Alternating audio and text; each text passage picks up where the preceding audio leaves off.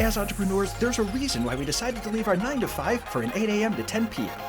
I'm here to tell the stories of why we all hustle and grind for our companies. On today's podcast, I'm speaking with Brian Gross. Brian, love having you on the show today. Really appreciate you being here. You're in an interesting spot where you do PR for celebrities and big music and all kinds of stuff like that. So I'm super excited to talk to you today about PR and what you do. So first of all, thank you so much for being on the podcast. I appreciate it. Thank you for having me. I appreciate it as well. It's great to spend time with you. So I'm excited to do this. Awesome. So in the intro, we heard your bio, but I always like to ask people, like, because I like to hear entrepreneurs explain in their own words, what's your ninja skill? So I'm pretty much a publicist who takes on clients that are in need, right? In need of whether it's fixing, whether it's building, whatever it is. I get people come to me, whether they're companies, whether they're entrepreneurs themselves, with, hey, I need help in this capacity. A lot of times I get clients that come to me because they've been burned by other publicists. So I've had over a 25-year span a wide variety of reasons why people have come to me. So the ninja skill has been, hey, let me help. Let's get going. Let's clean up whatever mess we need to. Let's build whatever it is with, starting from scratch. And if it's someone of a larger scale, like a Gene Simmons, then it's, hey, what's the strategy? What are the specifics that we need to accomplish? So some flexibility in the ninja skill, so to speak. Exactly. And what do you find the difference is between somebody like, let's say, a Gene Simmons and someone like a smaller business? What is, I know there's probably 1,000 different things that are different there, but what different needs do they have? Well, I mean, if someone's starting up, you're starting from zero. So every media hit will be exciting, right? And that's always fun. It's almost like having a football team that previous season was 1-11. So, or 1-15, right? One win and couldn't figure it out. So you take over the helm and you're like, hey, if we get to 2 wins, we've already doubled what we did previously. So in that capacity, building things up from the ground up. When you have like a project I had many years ago with Gene, it was more specific. It was more, hey, he was publishing books and I was brought on to promote them. And obviously, he has specific media he wants to do. There are things that you're turning down just because of time. And he's wanted obviously because he's in the biggest band in the world, created the largest band in the world. So with that in mind, you have to be more strategic, plan things out accordingly. His time is precious. His time is money, as he'll tell you. And so you better perform in accomplishing exactly what's needed for someone in his capacity. And I think the reason I wanted to ask the question is I think it's important for business owners to see that progression. I think there are times when business owners jump the gun on it. And I've seen this happen with some people where they kind of jump to that really specialized thing when in fact they just need something a lot smaller. And so I kind of wanted to show that the thing, and great analogy, by the way, being from Buffalo, New York, I know what that's like. I also lived in Cleveland, which was 0 and 12 for a bit. So I remember as a kid, I played, youth basketball. And the first season I played basketball, we never won a game. The second season, we were 6-6. And the third season, we were undefeated. So I felt everything in my youth as far as the worst, the mediocre, and the best. And I think that correlates to business. There's sometimes in the beginning when you're going to screw up a lot, and that's kind of the natural progression. Then you get slightly better, and then you get that one ad that performs, and it's like, dude, I got this one ad. Yeah, you've got to enjoy the victories. I always find, I've been doing this so long that if ever I stop enjoying the victories, the smallest of victories, making someone happy, accomplishing something and making them feel good, it's time to sort of hang up my shoes. So I mean, it's all about enjoying those precious little victories, because if you start taking them for granted, well, what victories are you ever going to enjoy? True story. And sometimes we get so stuck in the negative parts of things because there's a lot of that with business. Sometimes just celebrating every win, really, it sounds corny to say it, but really it's true. We need to, right? So I love it. It's so important. It's so important. You hear that in sports, and I love, as you do, go back to sports, where no matter who you beat or what it is or how, a victory is a victory. And so you've got to enjoy it. You got to take it in. You'll learn from it. You're obviously going to learn from your losses and your mistakes, but try and learn and enjoy from your victories, because what are you really doing, whatever it is you do for, if there isn't some sort of enjoyment? Because you're going to have the passion, and with that passion comes the necessity to enjoy what you're doing. Exactly. So I always love to ask this question as well. How did you get into PR? What was the sequence of events that happened to get you into PR?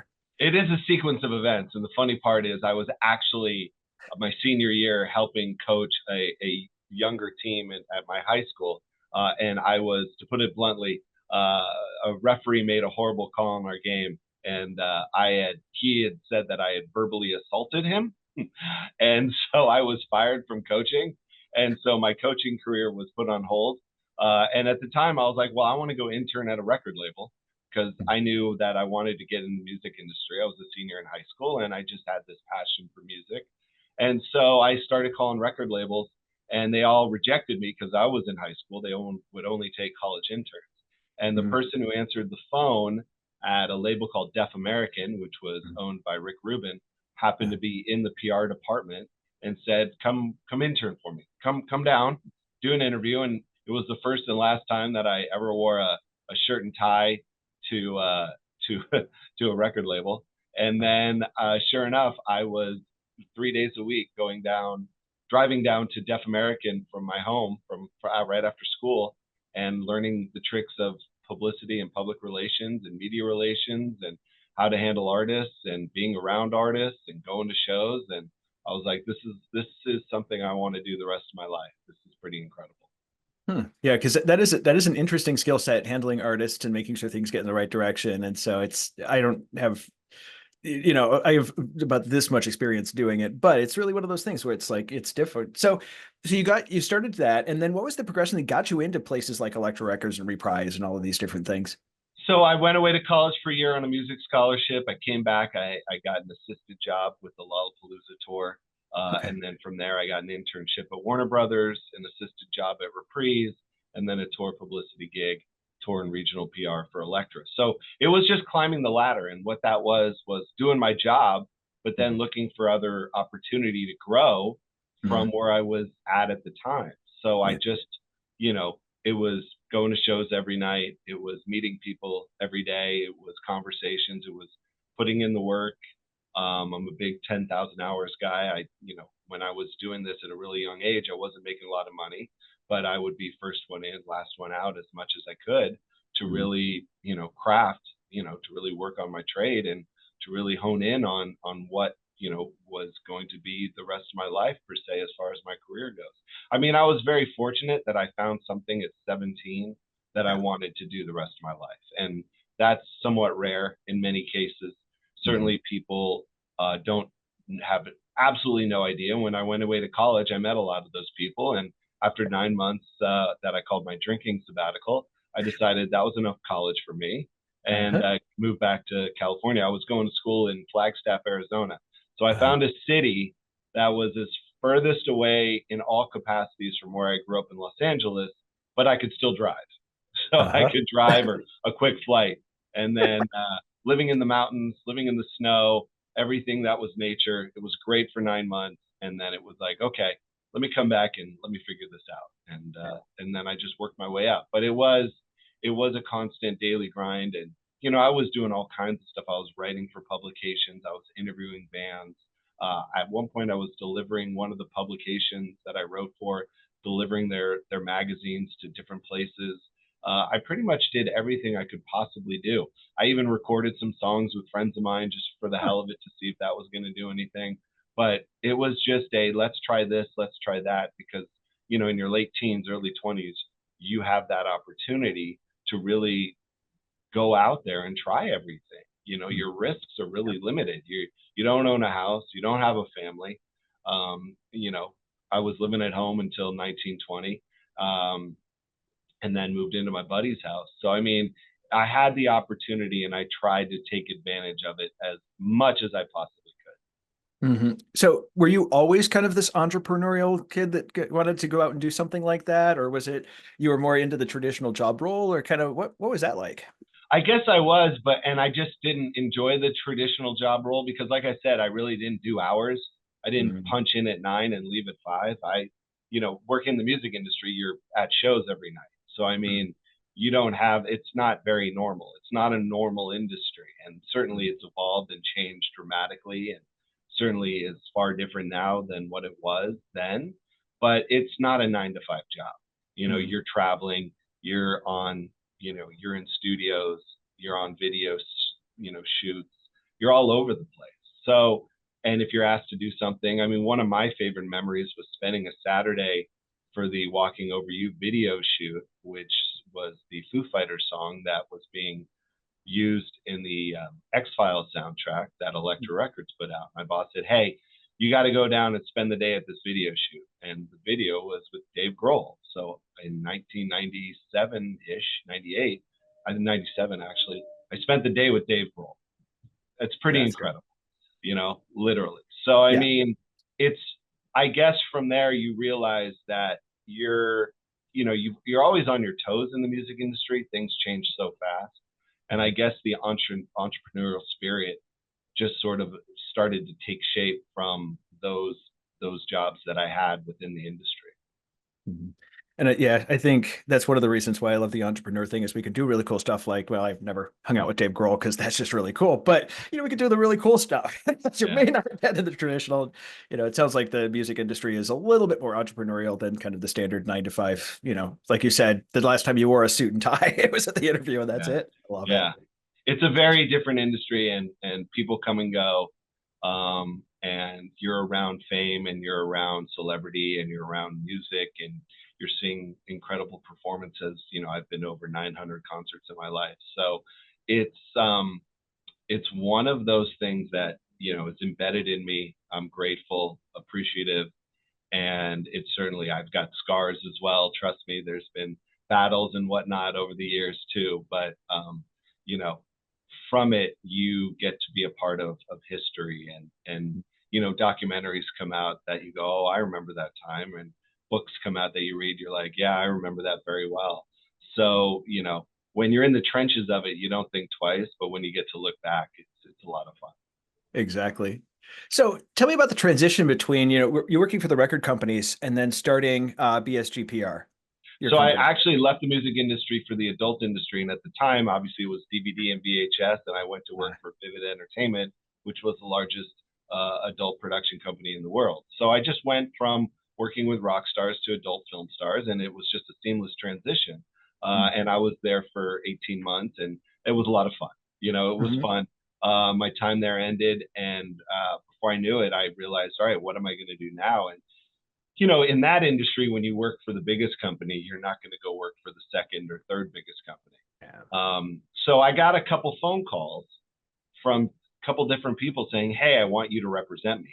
And I was like, okay, I don't even know what this is going to look like. I don't know what this means. But 3 different people were going to pay me to be their publicist. And I started to do the numbers, and I started to look at how much time. And I just ultimately ran into the sort of position of, I think it's time to go on my own. It's time to start my own company. So for a few months I was doing this, and then I officially started my own company January 1st, 2001. And, you never look back once you get started. Again, we're talking over 24 years, 25 years. And so it's one of those things that once you go on your own, the next step for me is retirement. It's like, I'm going to keep working at this and having my own company and working with clients and so on until the wheels fall off. And so those months were scary. There were definitely moments of like, I don't know what I'm doing. I don't know if this is the right move. But what really helped was the guidance of other independent publicists that I was close with, music publicists especially, who had started their own firms and sort of walked me through how this was going to work. And without them, I wouldn't be here. It was incredibly helpful. And I've always tried to give back in that regard, because when people start their own company, if they come to me and say, hey, I'm looking to do this, I'll be like, great, like, here's what you need to know. Here's the positives, here's the negatives. Can you handle all of this?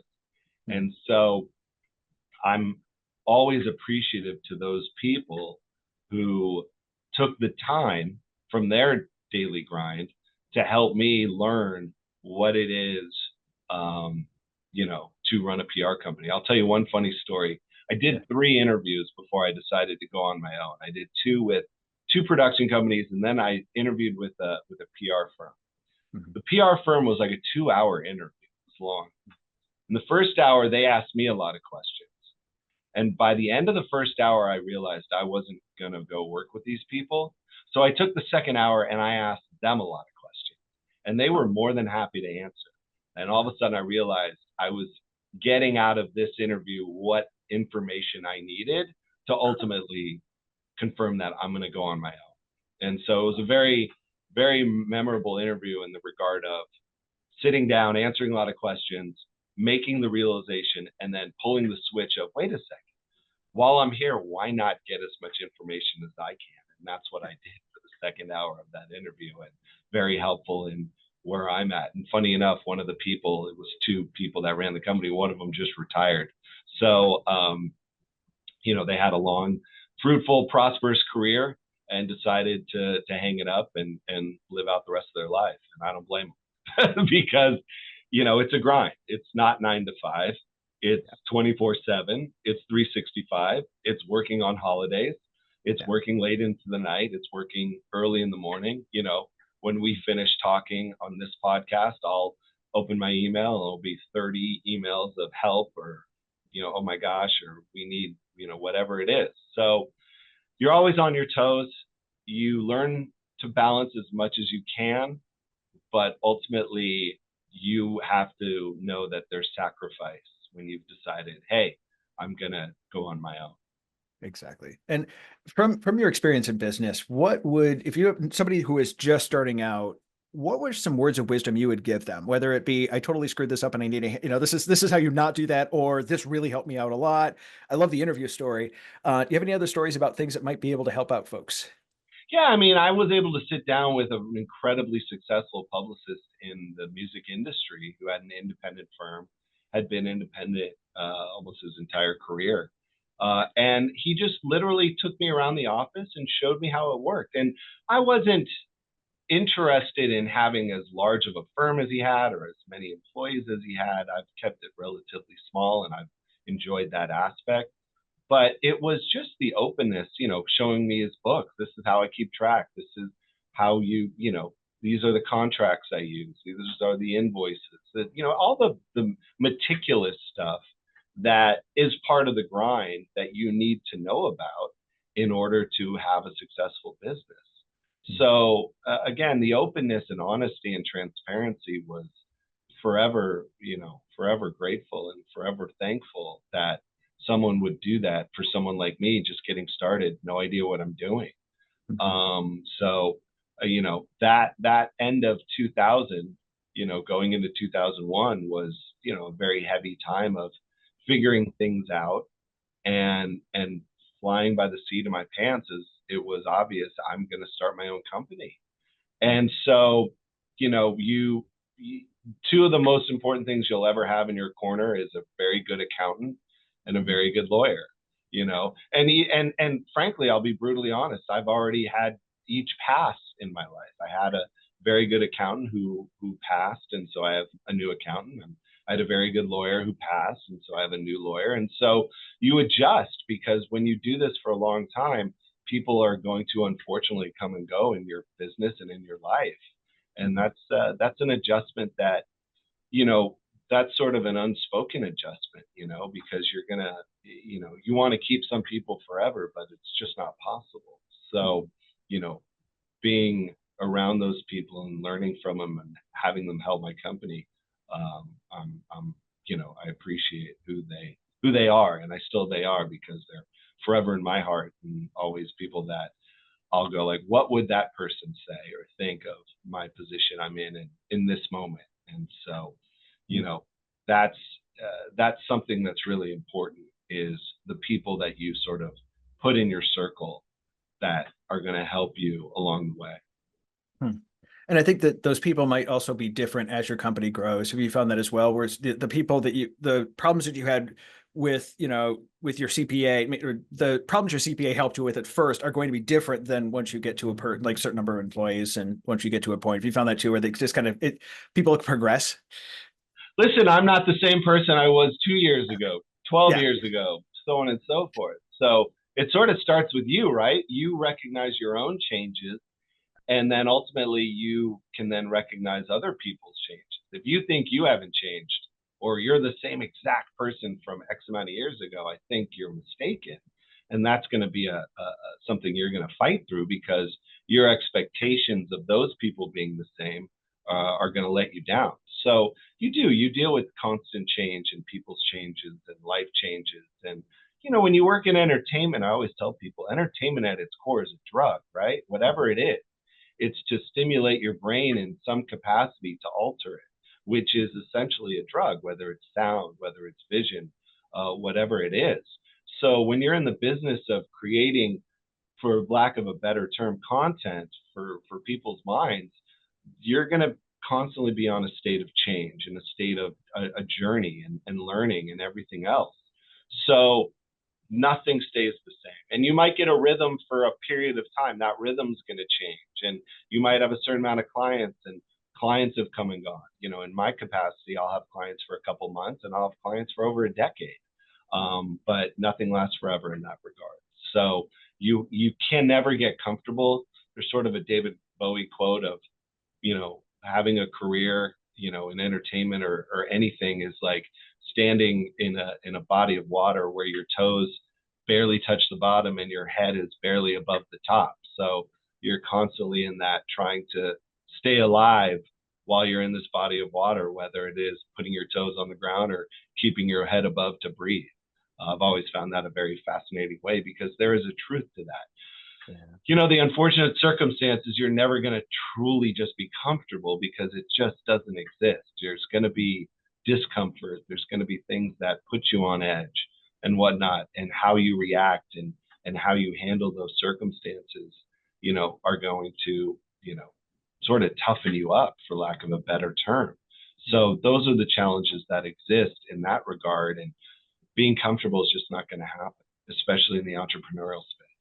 Yeah. And I think it can't happen. Once you become comfortable or complacent, then things go to hell very quickly. It's that constant pushing, constant moving forward, that constant challenge. And I think that's why a lot of people, there's a certain personality type that you have to be an entrepreneur. I don't think it's for everyone. Yeah. I mean, you have to find your offset too. And my offset's always been being physically active, whether I've played all sports my whole life. And up until the pandemic, I was. And then post-pandemic, I just sort of settled into a nightly yoga routine where I'm in a room that's 100 degrees. I'm doing weights and cardio with a mixture of yoga, and I leave completely exhausted. And so that you need the physical escape to help with the mental. And so for me, I've always been a proponent. I've run 4 marathons, and I've run countless other races in my life. And so being physically active, when, I'll take my walk every day just to get some air and whatnot. I just think if you sit in the office, and as you get older, it gets harder. So, I mean, you've got to move around, you've got to move your body in order to, survive. And so there's got to be that certain balance in that regard. True. So one thing I want to get into quickly is the difference between PR and marketing. Explain a little bit about what that difference is, just for people that might not be familiar with how that everything fits into the puzzle. So imagine marketing's a massive umbrella, and PR, public relations, is one of the arms of the umbrella, right? It's one of the folds that keeps you dry. Marketing is the entire thing. PR fits under marketing. So when you have a marketing person, or you're working with someone in that regard, they're managing the entire, sales can be under that, R&D can be under that, so on and so forth. And so is public and media relations. So, I'm feeding the media information and hopefully getting the media to respond and react and put it out there in a larger scope that then I bring back to marketing people and my clients and whatnot. And hopefully they see the reaction and response to it. So it's an aspect of marketing. Okay. And when would you, like, as a company, when is an indicator when you should probably get a PR person in? Is it just more, you're ready to start versus just a general marketer? So the last person you hire is me. You get everything else done. You get everything else on board. You get everything else ready. And then when it's time to go public, that's when you bring a publicist in. So I'm the one who takes everything that you've done to then ultimately go public. If I do it at any time before that and you're not 100% ready, you put yourself in a precarious situation. Makes sense. The publicist is the last hire. So it's just like the situation we were talking about earlier, where, it's as some clients earlier on in the journey are going to have, you're going to do everything. Whereas later on, like the Gene Simmons example, he wants one very specific thing for this specific point, and he's really dialed into exactly what he wants because he's got a lot of experience doing what he does. He's brilliant. And so interesting. Huh. Yeah, no, absolutely. So, I mean, Cool. When you get into those situations, you're being told what to do. You'll add insight, but ultimately if someone knows what they want, then that's what you need to deliver. True. So we're getting towards the end of the podcast. I do have one question that I ask every person, and that is, what is one book or podcast that you can recommend to the audience to leave them with something? So I'm gonna go with an author, and the author is John Krakauer, because everything he's written is brilliant. He wrote about Everest, he wrote about Missoula, Montana, and the football team, but everything he's written nonfiction has been absolutely something that I've always just been in awe of, because his way of writing, his way of delivering, Pat Tillman, for example, has always just been enthralling. I'm a documentary type person, so I like nonfiction and I like that.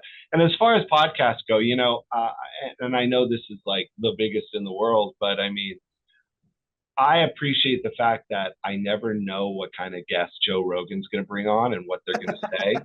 And the fact of the matter, and everyone has their opinion about Joe himself, but what he has done is he's created a place where anyone from any walk of life, if they've got something interesting and they interest him, he's going to bring them on.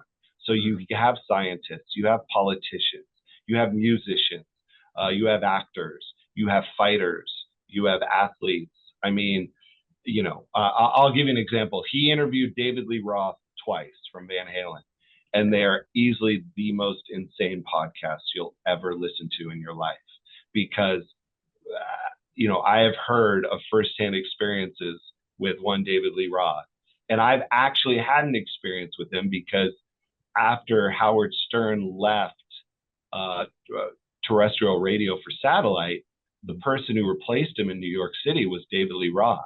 And I actually used to book clients on his show. And he had a radio show in New York, for those who remember, in the early 2000s. So this is post 2001, I would say. I think Howard left in either 3 or 4, if I remember. And so David Lee Roth's a character. And Joe Rogan had him on twice. And if you want to pull up 2 interviews that you will pull over and just listen to or watch and just be enthralled, it's him. So Joe Rogan's my go-to podcast, always has been, always appreciate it.